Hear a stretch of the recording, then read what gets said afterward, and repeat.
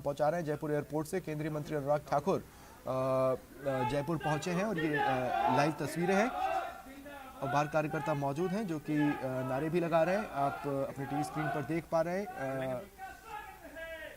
शानदार तरीके से कार्यकर्ता उनका स्वागत कर रहे हैं। साथ ही अशोक लाहोटी भी इन तस्वीरों में नजर आ रहे हैं।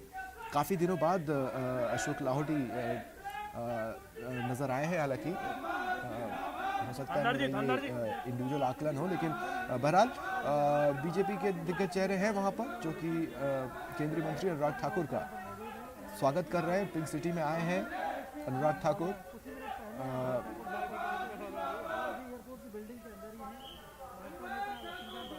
युवा कार्यकर्ताओं में अच्छा खासा क्रेज है कमांडो साहब इधर आ जाओ, कमांडो साहब का। हेलो। और आप जिस तरह से आप सहज ही अंदाजा लगा सकते हैं कि जो युवा कार्यकर्ता हैं भाजपा के वो बड़ी संख्या में जरूर जुटे हैं और नारे लगा रहे हैं। फिलहाल जस्ट एयरपोर्ट से बाहर आने से पहले दिग्गज चेहरों के साथ लास्ट मोमेंट डिस्कशन केंद्रीय मंत्री का चल रहा है। बाहर आएंगे तो अन्य कार्यकर्ता भी उनका स्वागत करते आपको नजर आएंगे। फिलहाल आप एक्सक्लूसिवली ये लाइव तस्वीरें अपनी टीवी स्क्रीन पर देख पा रहे हैं और साथ ही आप कार्यकर्ताओं को भी इसमें देख पा रहे हैं जो कि फूलमाला लेकर वहां पर इंतजार कर रहे हैं। अनुराग ठाकुर के उन 20 कदमों का जो वो और ले लेंगे तो उनके बीच में मौजूद होंगे। बहरहाल ये तस्वीरें हैं आपकी टीवी स्क्रीन पर और अब आप देख सकते हैं एयरपोर्ट से बाहर आते हुए केंद्रीय मंत्री अनुराग ठाकुर और बीजेपी के स्थानीय प्रदेश के बड़े चेहरे और कार्यकर्ता उनका स्वागत करते हुए। साफा पहनाया गया। राजस्थान की अपनी एक परंपरा है स्वागत सत्कार की और उसका निर्वहन करते हुए लवली हमारे सहयोगी हमारे साथ जुड़ रहे हैं। लवली, क्या कार्यक्रम इनका सामने आ रहा है? ठाकुर यहाँ पर जो है एक निजी कार्यक्रम में शिरकत करने के लिए पहुंचे हुए हैं और जयपुर पहुंचे। जयपुर में जो युवा मोर्चा के कार्यकर्ता हैं, बीजेपी के सांगानेर विधायक अशोक लाहोटी हैं, उनके साथ में पूर्व जो राज्य मंत्री रहे हैं पिंटू, वो तमाम लोग जो है उनका स्वागत सत्कार कर रहे हैं। साफा पहना करके राजस्थानी परंपरा से उनका स्वागत सत्कार किया जा रहा है। बीजेपी के जो पूर्व प्रदेश प्रवक्ता है लक्ष्मीकांत भारद्वाज, वो भी उनका स्वागत कर रहे हैं। तमाम लोग उनके स्वागत के लिए पहुंचे हैं। अनुराग ठाकुर साहब को सुनने की कोशिश करेंगे। जयपुर आप आए हैं सर, जयपुर आप आए सर, किस तरह का शेड्यूल रहेगा सर आपका? मैं अपने विभाग की कुछ बैठकें लेने के लिए आया। अपने विभाग की कुछ बैठकें लेने के लिए आया हूँ और ये उनके कामकाज से लेकर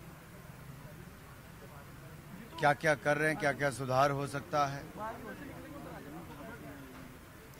और ये विशेष तौर पर इंफॉर्मेशन ब्रॉडकास्टिंग डिपार्टमेंट की, सूचना प्रसारण मंत्रालय की बैठकें रहेंगी जिसमें दूरदर्शन से लेकर प्रेस इंफॉर्मेशन ब्यूरो और ऑल इंडिया रेडियो इसके अधिकारी रहेंगे। सर, आज़ादी का अमृत महोत्सव बहुत ही अच्छे तरीके से मना रही है केंद्र सरकार, क्या कहेंगे सर? आज़ादी का अमृत महोत्सव देश के हर व्यक्ति के अंदर एक भावना पैदा करने की बात है, क्योंकि जब आज़ादी का आंदोलन चला तब तो हम में से अधिकतर लोग वहाँ पर नहीं थे, लेकिन जिन लोगों ने हमारे लिए बलिदान दिया देश की आज़ादी के लिए, आज समय आया है वापस देखने का कि यहाँ से 75 वर्ष पूरा करने के बाद अगले 25 वर्ष में हमें भारत को किस दिशा में लेकर जाना है। हर व्यक्ति की भागीदारी हो और जन भागीदारी से जन आंदोलन बने। जिन क्षेत्रों में रिफॉर्म्स की आवश्यकता है, सुधार की ज़रूरत है, वहाँ पर वो भी हो। जहाँ पर कुछ उपलब्धियाँ हासिल की वहाँ से आगे बढ़ने की बात है, वो भी हो। एक उदाहरण देना चाहूँगा स्वच्छता अभियान का। युवा कार्यक्रम और खेल विभाग ने आज़ादी के अमृत महोत्सव पर 1 अक्टूबर से 31 अक्टूबर तक का स्वच्छता अभियान रखा। हमने लक्ष्य रखा था 75 लाख किलो प्लास्टिक और वेस्ट इकट्ठा करने का। आज मुझे कहते हुए प्रसन्नता है कि 30 अक्टूबर हुई है, 108 लाख किलो हमने उसमें वेस्ट इकट्ठा किया है। 75 लाख किलो करना था लेकिन 108 लाख किलो वेस्ट इकट्ठा किया है। ये अपने आप में दिखाता है कि देश का युवा जो चाहे वो कर सकता है। एक लक्ष्य रखना है, एक टारगेट हो, टाइमलाइन तय हो और उसको अचीव करने के लिए फिर लगातार प्रयास हो। और आज़ादी के अमृत महोत्सव पर हम भारत को स्वच्छ और सुंदर बनाएं, ऐसा हम सबका प्रयास रहे। सर खेलों को बढ़ावा देने के लिए सरकार लगातार प्रयास कर रही है, आगे का रोड मैप क्या है? ये भी हमने पीछे एक मीटिंग देश भर के खेल मंत्रियों के साथ की थी कि हर राज्य ये सुनिश्चित करे कि उसको किन 3 खेलों के ऊपर प्रायोरिटी करनी है। सभी खेलों को प्रमोट करे, लेकिन प्रायोरिटाइज किन 3 खेलों को कर सकते हैं। उसके बाद उसका आधारभूत ढांचा क्या है, उसके कोचेस कितने, उसके इवेंट्स क्या हैं, एक तो ये हो। दूसरा, कॉरपोरेट्स की इन्वॉल्वमेंट हो, एजुकेशनल इंस्टीट्यूट्स की इन्वॉल्वमेंट हो। शिक्षण संस्थान, स्कूल, कॉलेज, यूनिवर्सिटी जब भाग लेंगे तो कैलिफोर्निया, अगर मैं आपको एक उदाहरण के तौर पर कहूँ, दुनिया भर में यूनिवर्सिटीज़ का बहुत बड़ा योगदान ओलंपिक पैनल जीतने पर है।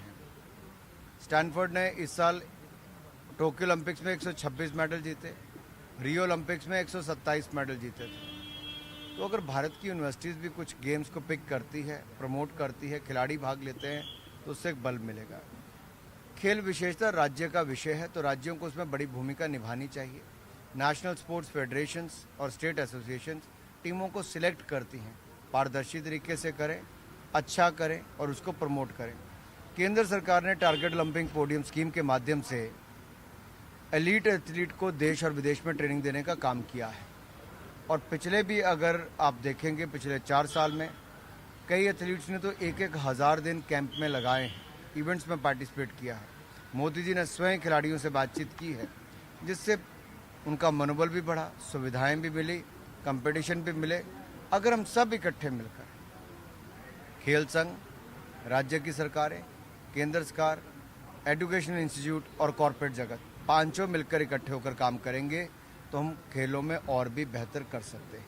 सर, कल मुख्यमंत्री अशोक गहलोत ने आरोप लगाया कि केंद्र के कई मंत्री उनकी सरकार गिराने में लगे हुए हैं, क्या कहेंगे सर? देखिए, घर से निकले, जनता का हालचाल पूछें, जिम्मेदारी मिली है, स्वस्थ रहें, हम तो यही कामना करते हैं। उन्होंने अमित शाह को लेकर भी आरोप लगाया कि अमित शाह खासतौर पर लगे हैं सरकार में। उन्होंने बहुत कोशिश की। लगता है देश के गृह मंत्री के पास बहुत सारा काम रहता है और उस काम में वो अपने लगातार देश के लिए काम कर रहे हैं। ये जो मन का भय है, अपने साथियों को साथ ना रख पाना, इसका इनको अपनी पार्टी के अंदर विचार करना चाहिए। जो पार्टी अपना अध्यक्ष कई वर्षों तक ना चुन पाए, उसके अंदर निर्णय करने की क्षमता ही खत्म हो जाती है। Thank you sir, thank you. Anurag Thakur जिंदाबाद, जय श्री राम, जय श्री राम, अनुराग जी को जय श्री राम। धन्यवाद। डायरेक्टर में रीजनल डायरेक्टर और राजस्थान में भी सर 4,85,000 के अगेंस्ट के अंदर करीब 6 लाख किलोग्राम जो है सिंगल यूज प्लास्टिक। राजेंद्र जी